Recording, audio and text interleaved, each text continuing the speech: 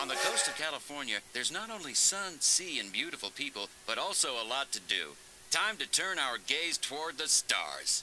A lot has happened in aviation since the pioneers' first attempts. Air travel is no longer just an audacious experiment for daring men in flying boxes, but it also brings interesting prospects for serious businessmen.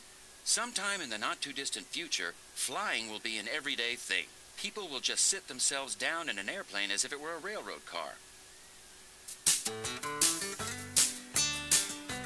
It is the year 1925, and aviation is making huge progress. Commercial aviation is still in its infancy, however, and is a loss-making operation.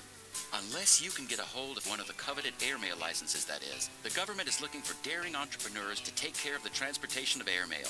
That's perfect for us. The American Airmail Network is divided into a range of route sections. Licenses are granted for each of these sections, and anyone can apply for them. Officially, the cheapest supplier is awarded the contract. Unofficially, contracts are granted based on roundtable negotiations between the Postal Authority and the country's biggest transport companies. And we just happen to be one of them.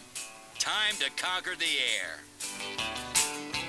To obtain the airmail license for a route, we need to have permission to land at the departure and destination airports. To get this, it'll be necessary to do a favor for one person or another at the airports.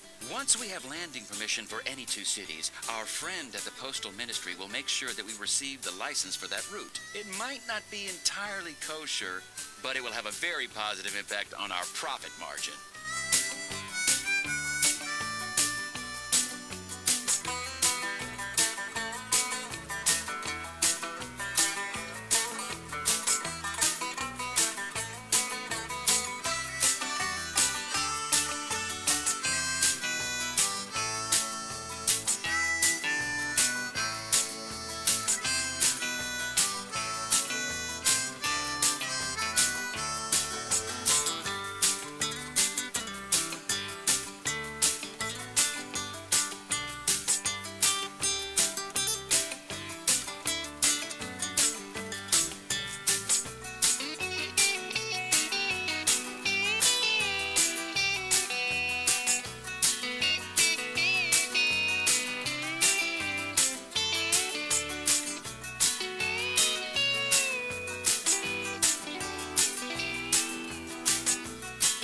An ambitious airmail pilot named Charles Lindbergh has big plans. He wants to be the first person on Earth to fly across the Atlantic non-stop, an intention that we must support, of course. The aircraft for this endeavor is being constructed here. If we supply fuel for the test flights, the runway in San Diego will be available to us.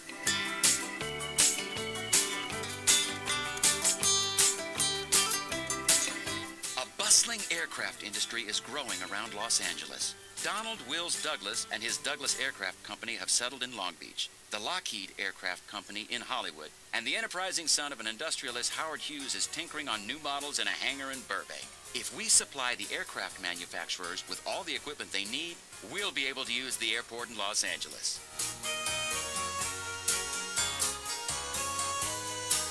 A devastating earthquake has destroyed half of the city. Local businessmen are resorting to unusual means to finance the reconstruction. An illustrious circle gathers regularly on a ship cruising off the coast for a game of cards. We might be able to secure landing permission for the airport in Santa Barbara around the poker table.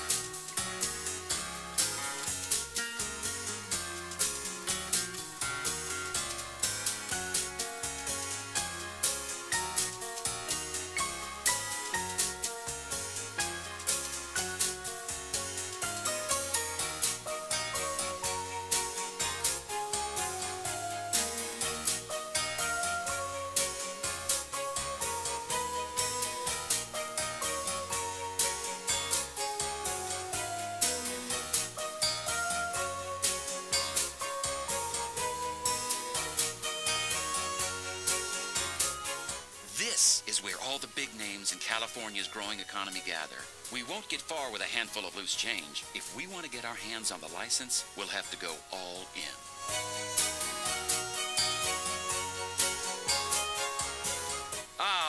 luck next time. As he won our entire stake, our poker partner has kindly allowed us to use his runway. How generous!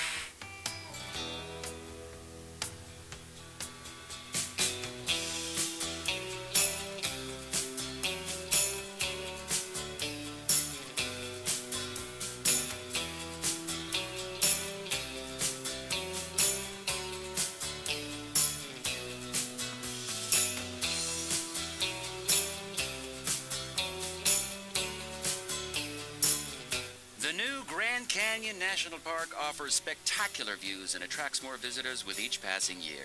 The city of Phoenix acts as the starting point for the tourists' discovery tours. However, the journey to the national park is still quite arduous, which puts many people off visiting. If we help to transport visitors to and from the Grand Canyon, the mayor of Phoenix will show his gratitude.